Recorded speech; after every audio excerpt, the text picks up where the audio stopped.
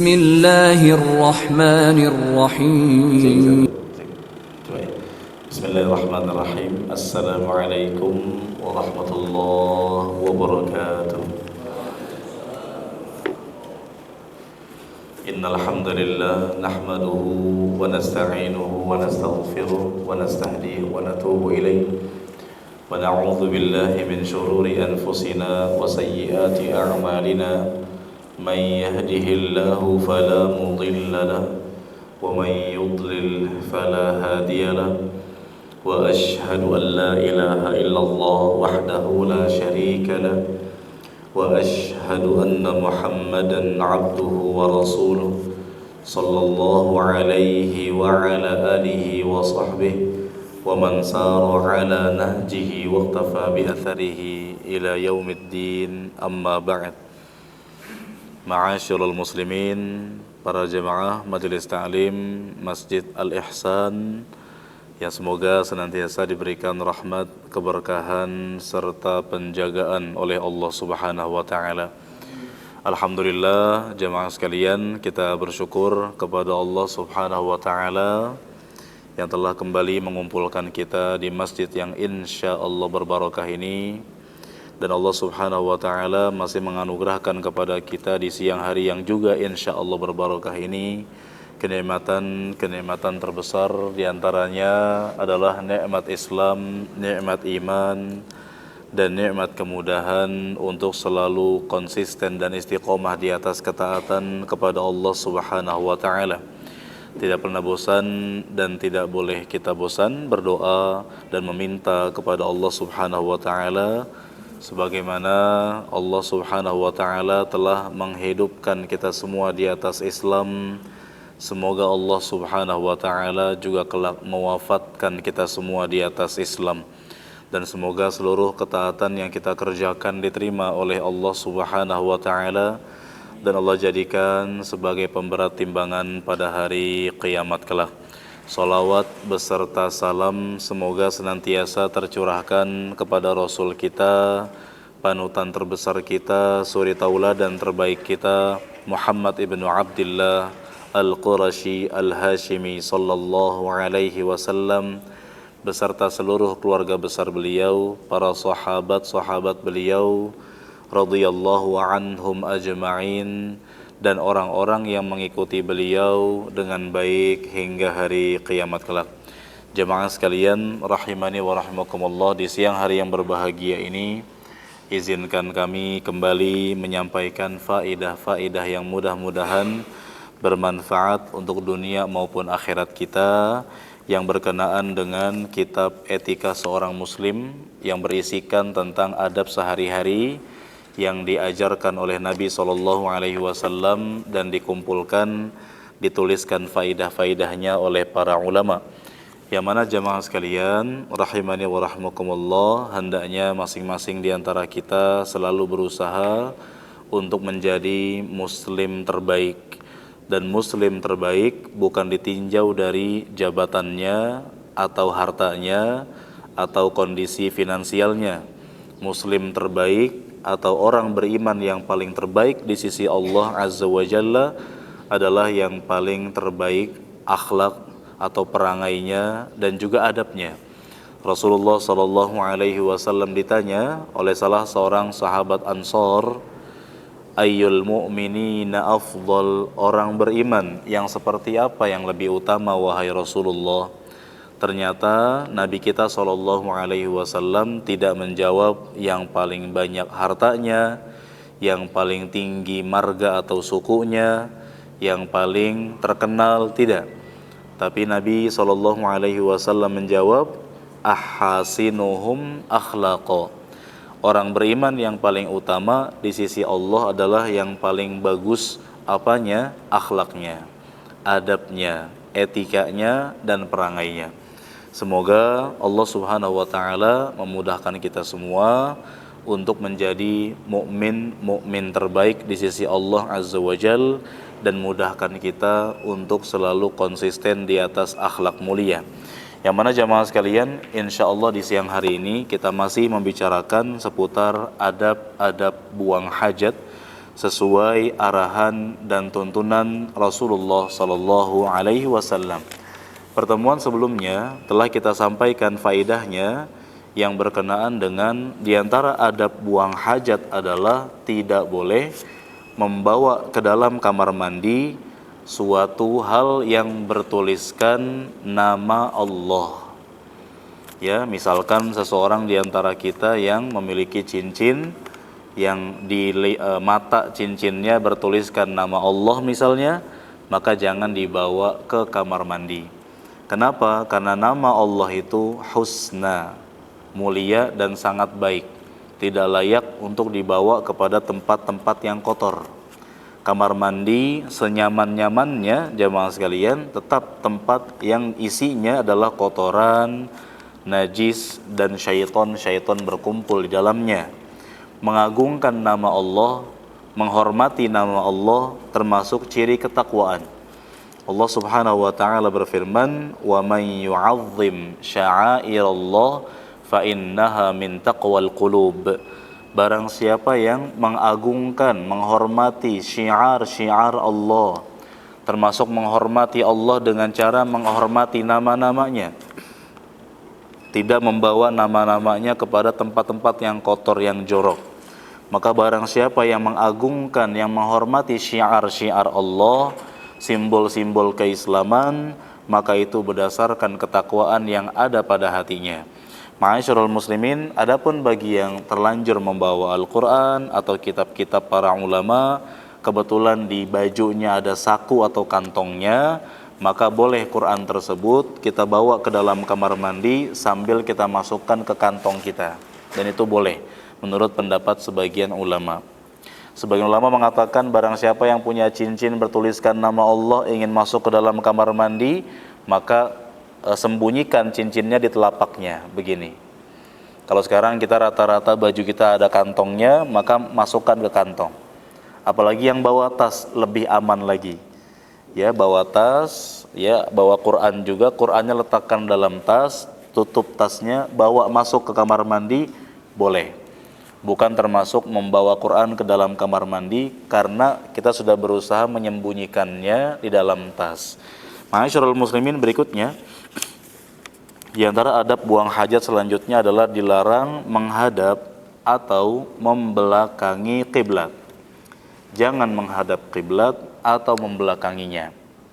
Nabi SAW bersabda dalam hadis yang disampaikan oleh sahabat yang mulia Abu Ayyub Al-Ansari radhiyallahu anhu, Nabi SAW bersabda, "Idza ataitumul ghaid," apabila kalian buang hajat, "fala tastaqbilul qiblah wala tastadbiruha." Kalau kalian buang hajat, jangan menghadap ke kiblat, jangan membelakangi kiblat. Walakin syarriqu aw gharribu, akan tetapi menghadaplah ke timur atau ke barat. Kiblat kita kaum muslimin adalah Ka'bah, dan arah mata anginnya masing-masing negara tentu beda-beda. Kalau Indonesia, kiblatnya mengarah ke arah barat laut. Yang mana jamaah sekalian berarti kita nggak boleh buang hajat menghadap ke barat laut, dan lawan daripada barat laut yaitu apa? Lawannya barat laut apa? Kalau barat timur, kalau barat laut apa? Apa jamaah kira-kira? Timur, tenggara, ya tenggara. Belakangnya barat laut. Jangan menghadap ke barat laut, jangan menghadap ke tenggara. Tapi apa? Ke utara, ke selatan, silakan. Nah, adapun Rasulullah SAW, beliau di Madinah, kiblatnya orang Madinah mengarah ke selatan. Maka jangan menghadap selatan, jangan menghadap utara. Tapi kata Nabi, menghadaplah kalian ke timur atau ke barat. Maka ma'asyiral muslimin, di sini Abu Ayyub Al-Ansari radhiyallahu anhu meneruskan penjelasannya. Lalu beliau datang ke Syam. Syam ini kalau sekarang wilayah yang di dalamnya ada beberapa negara, yaitu Palestina, Yordania, Suriah dan Lebanon. Ini wilayah Syam namanya. Abu Ayyub setelah mendengar hadis Nabi tadi larangan buang hajat menghadap ke kiblat dan membelakanginya, Abu Ayyub Al-Ansari datang ke Syam. Di Syam toilet terlanjur dibangun menghadap ke arah kiblat.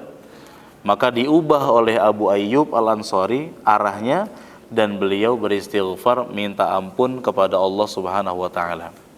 Maka menurut pendapat Abu Ayyub Al-Ansari radhiyallahu anhu, buang hajat menghadap ke arah kiblat atau membelakanginya haram secara mutlak, meskipun WC-nya terlanjur dibangun menghadap ke arah kiblat, harus diubah menurut pendapat beliau.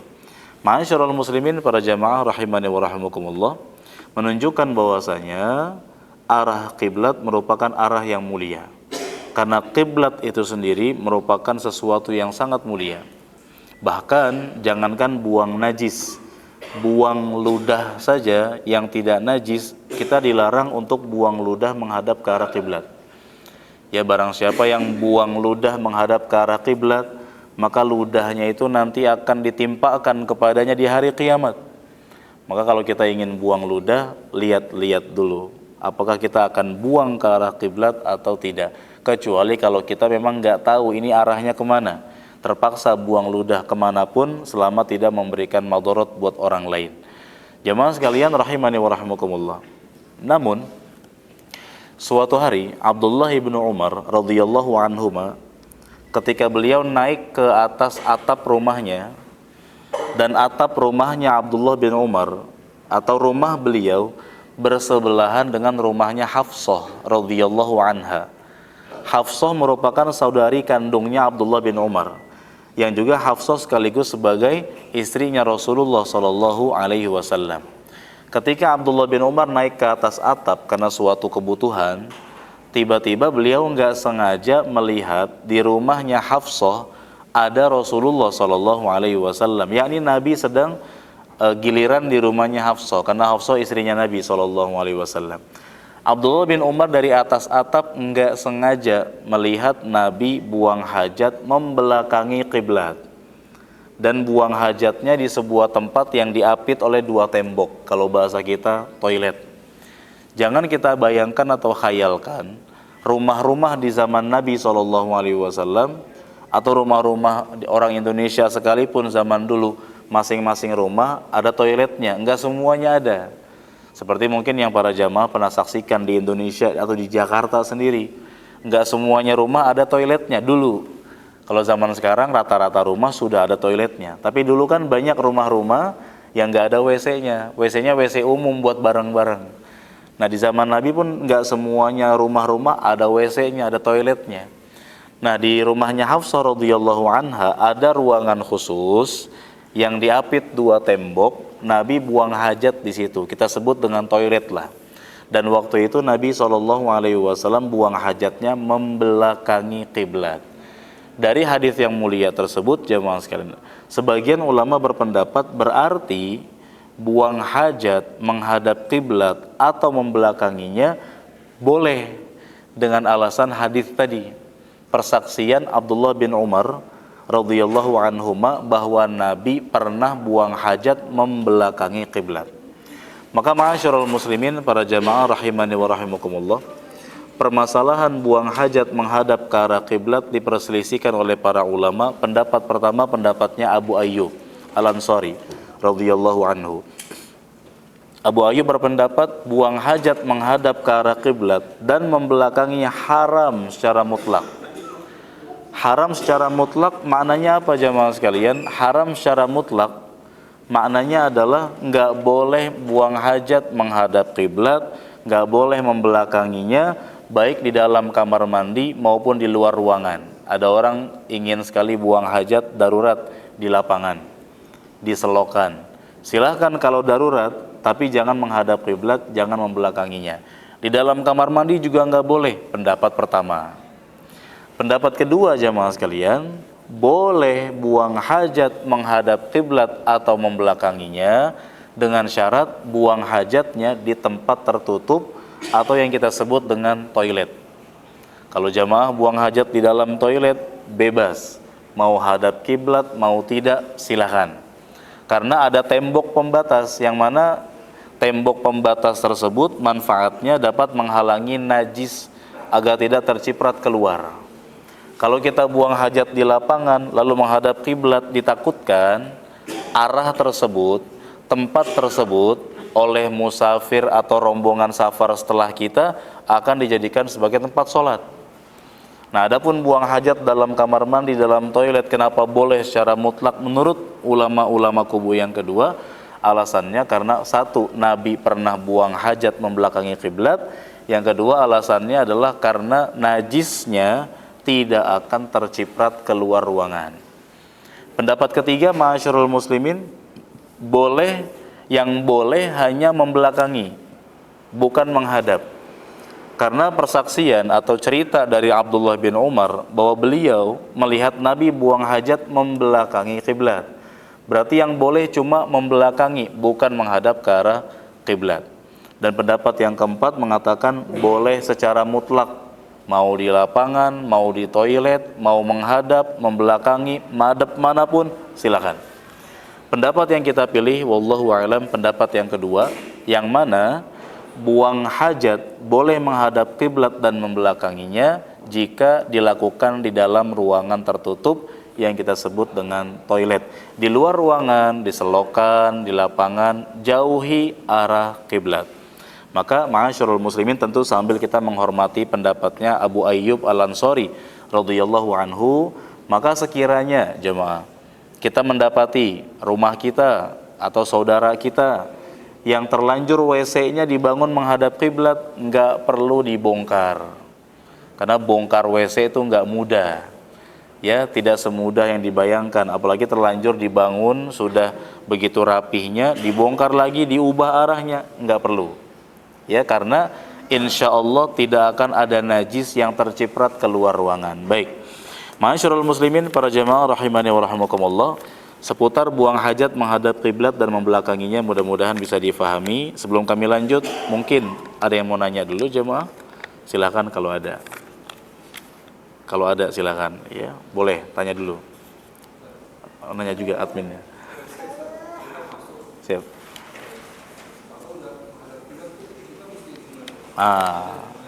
Itu dia. Jadi pendapat yang kita pilih pendapat ulama-ulama kubu yang kedua, yaitu buang hajat menghadap kiblat dan membelakanginya boleh jika dilakukan di ruangan tertutup, ya, toilet. Jadi aman. Nggak perlu klosetnya madhab kiblat, kitanya miring, nggak bisa. Atau kitanya membelakangi, kan nggak memungkinkan. Maka kemanapun toilet atau klosetnya menghadap boleh, aman, nggak masalah. Baik, ada lagi jemaah yang mau tanya? Silakan. Tidak ada ya, insya Allah ya. Baik, poin berikutnya, yang ketujuh jemaah sekalian, tidak boleh buang air kecil di air yang menggenang. Yang menggenang berarti bolehnya yang mengalir. Dalam sebuah hadis kata para sahabat bahwa Nabi SAW naha an yubala fil ma'ir raqid. Rasulullah SAW melarang kita untuk buang hajat di air yang menggenang. Nah, kalau sekiranya ma'asyiral muslimin kita fahami sampai di situ, berarti kloset-kloset yang sekarang juga nggak boleh dikencingi karena ada air menggenangnya. Ternyata ada hadis selanjutnya, ada tambahan lafaz fil ma'ir raqid alladzi la yajri. Nggak boleh buang hajat di air yang menggenang yang tidak ngalir. Berarti kalau menggenang tapi ngalir boleh. Kloset-kloset kita kan ada air menggenangnya. Kalau nggak ada ya nggak bisa menyalurkan najis ke tempatnya. Ada air menggenangnya, kita boleh kencing di situ. Kenapa? Karena disiram dia mengalir. Termasuk seseorang buang hajat di sungai, sungainya kan mengalir, silahkan. Adapun air menggenang yang tidak mengalir maka haram. Ini bentuk kezaliman. Termasuk hendaknya bertakwa kepada Allah dan bertaubat kepada Allah orang-orang yang kalau berenang suka sekalian numpang kencing di situ. Berenang ya berenang aja. Untuk buang hajat, buang air kan ada kamar mandinya. Jangan buang hajat di kolam renang mentang-mentang gak ada yang lihat. Meskipun jemaah air kolam renang karena volumenya besar sekali, nggak mungkin ternajiskan cuma dengan air.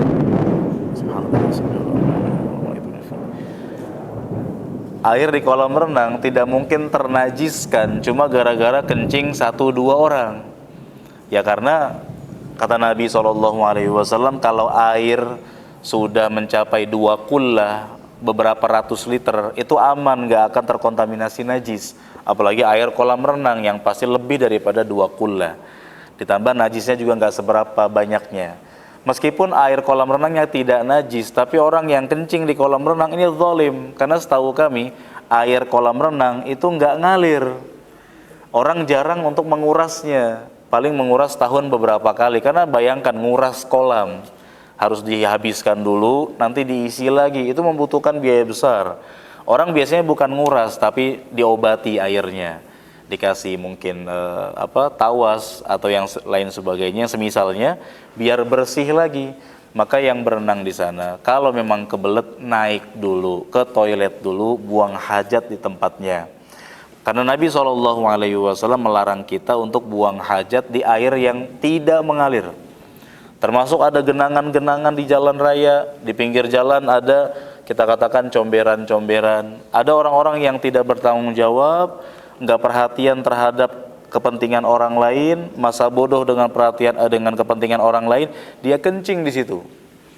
Yang nanti genangan-genangan tersebut ketika terlindas oleh mobil, motor, nyiprat ke orang, airnya jadi najis.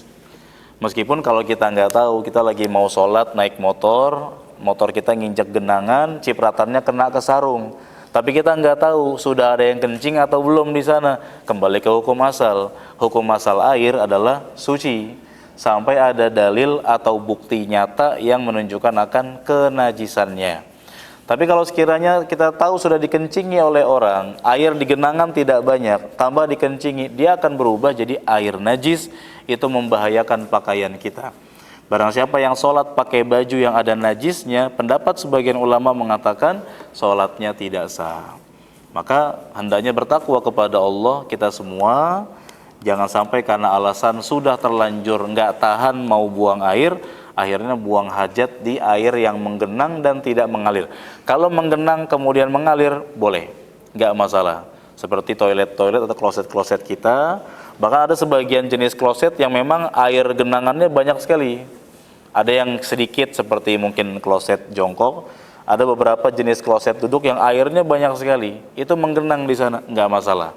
Karena ketika ditekan flushnya, airnya mengalir, maka boleh.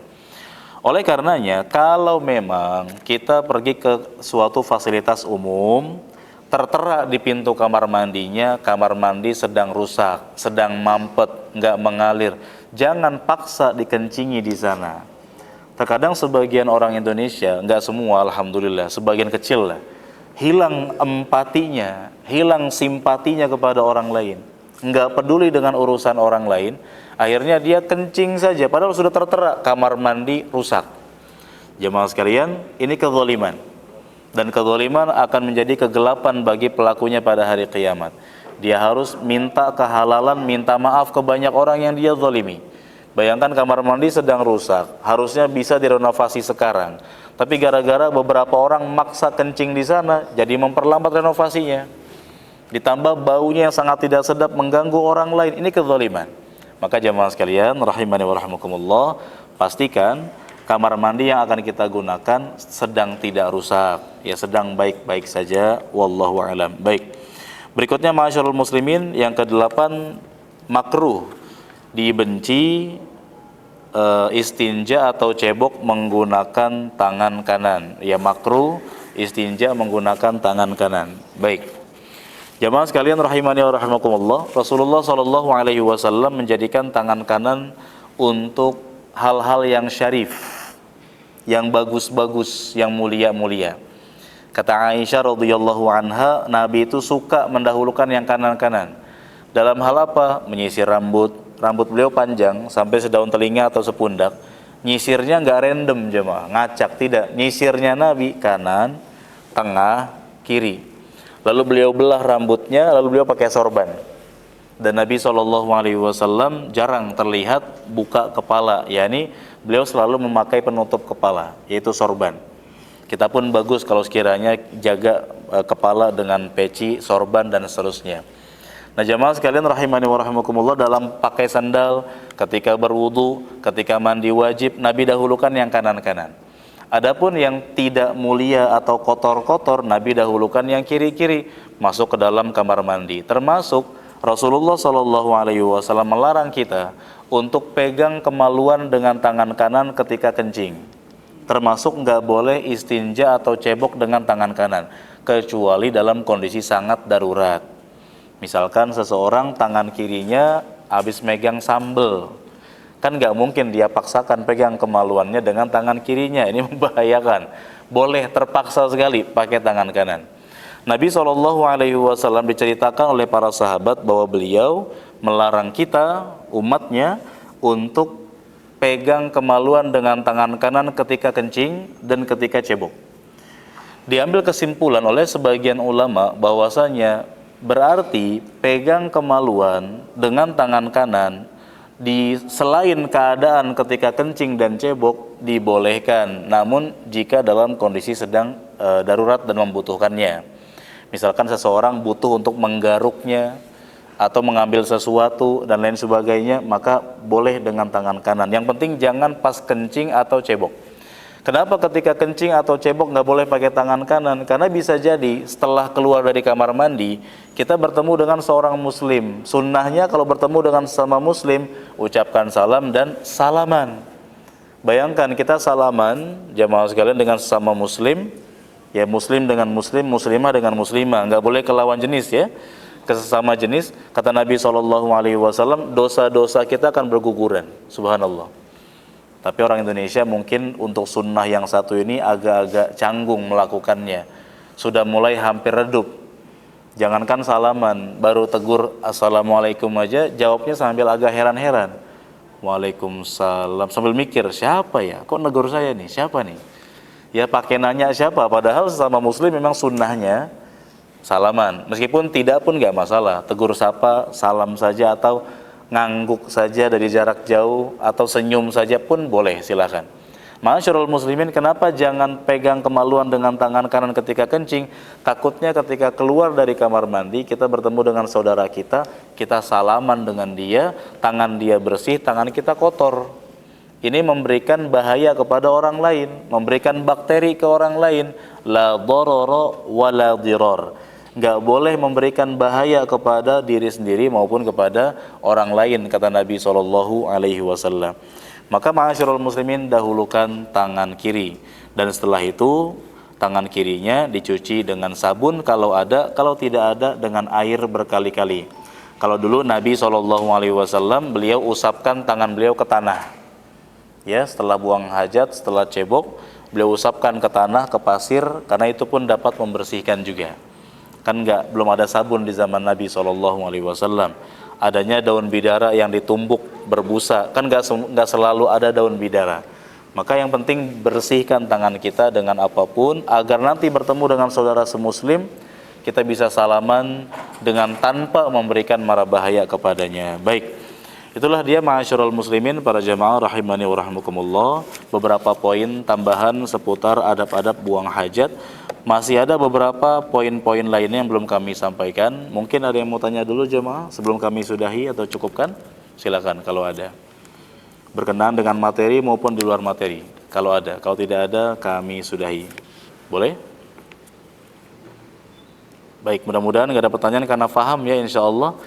Mungkin itu yang bisa kami sampaikan. Semoga bermanfaat dan mencerahkan. Barakallahu fikum. Wa sallallahu wasallam ala nabiyyina Muhammad wa akhiru da'wana alhamdulillahi rabbil alamin. Subhanakallahumma wa bihamdika asyhadu an la ilaha illa anta astaghfiruka wa atubu ilaik. Wassalamu alaikum warahmatullahi wabarakatuh.